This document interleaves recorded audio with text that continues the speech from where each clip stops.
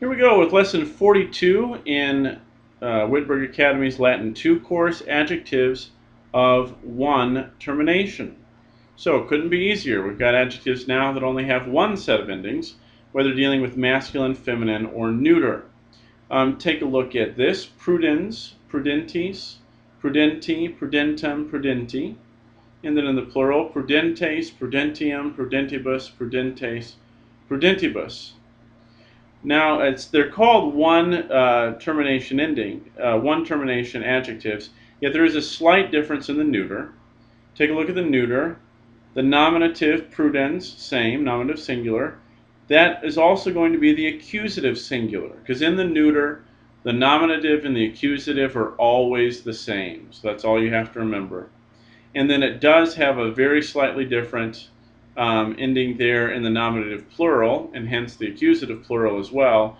Prudentia takes that "a" ending as a normal neuter plural would. So very easy to remember. These endings are very important. You'll see them all the time. They're also the endings of from the participle, and indeed these are all adjectives that are really coming from verbs, and but have hardened into their own adjectives, and so an important set of endings to learn as well.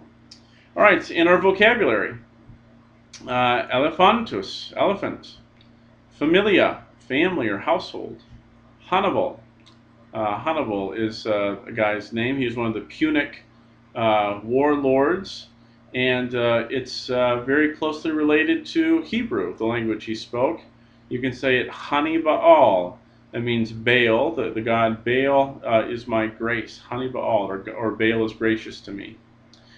Ingens is huge or vast. It has that ENS ending, so you know that it is an adjective of one termination. Ingens.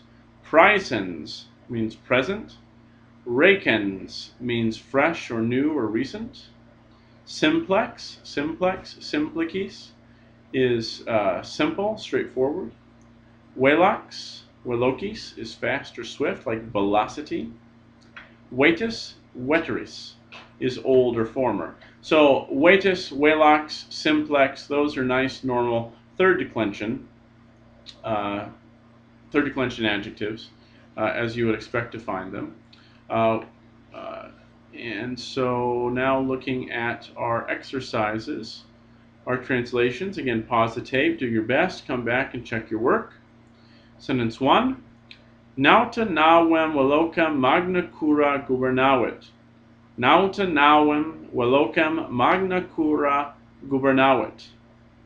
The verb gubernavit. Third person singular, perfect tense. What goes with it? Something in the nominative. The sailor. The sailor governed, steered. What did he steer? Something in the accusative. The object, nawem velocem, the fast ship. Magna cura, with great care. Sentence 2. Dux militum periculum, praesens non temebat. Dux militum periculum, praesens non temebat.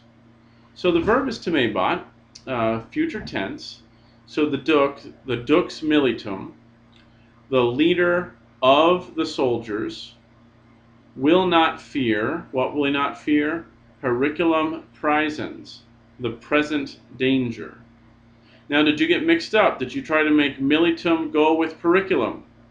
They have the same ending, but you have to remember that periculum is a noun of the second declension, and so for it, is the accusative singular ending. It goes with praesens, because you have to remember that periculum is neuter, singular, and it's accusative here, and praesens, that's the neuter accusative singular ending. So periculum praesens, the present danger, that's what goes together. Militum is from miles, a third declension noun, and so for it, that ending is genitive plural. The leader of the soldiers will not fear the present danger. Sentence 3. Hannibal magnum vem elephantorum ingentium habebat. Hannibal magnum vem Elephantorum ingentium habebat. So habebat is your noun. Third person singular imperfect goes with Hannibal. Hannibal was having, had. What did he have? Magnam vim, great force. He had the great force, elephantorum ingentium, of huge elephants. Again, elephantatus is second declension, so its genitive plural ending is orum, but it's attached to ingentium, an adjective that only has one set of endings, and they happen to be third declension endings, so its genitive plural ends in eum. So elephantorum ingentium means of huge elephants.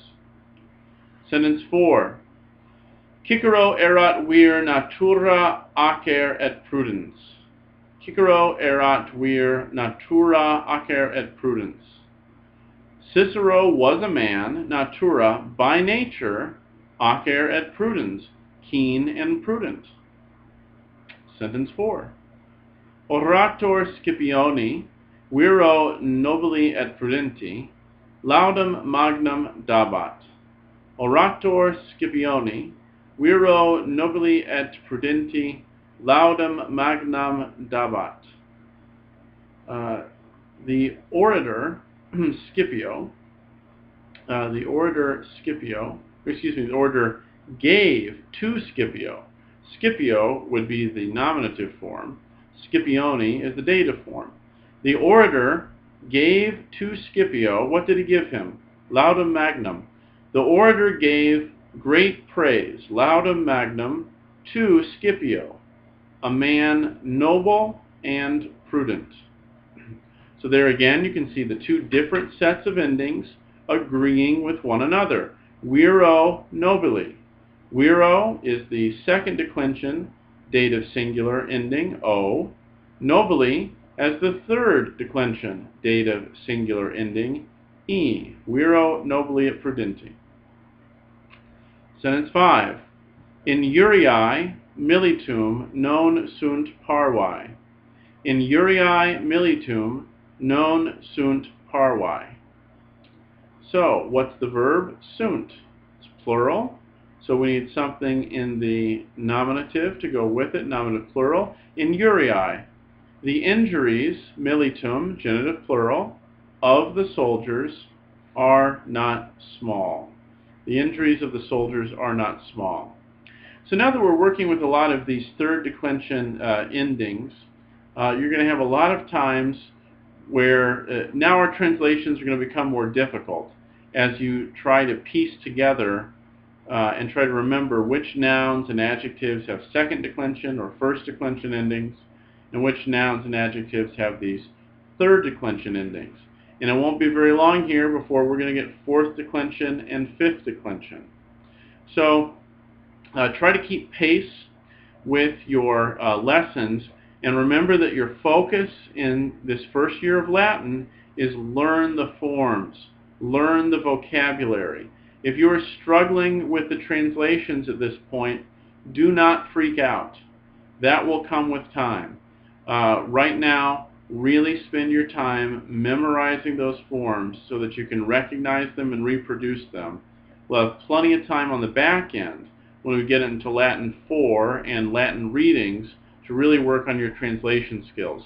So please don't freak out if you're struggling with the translations.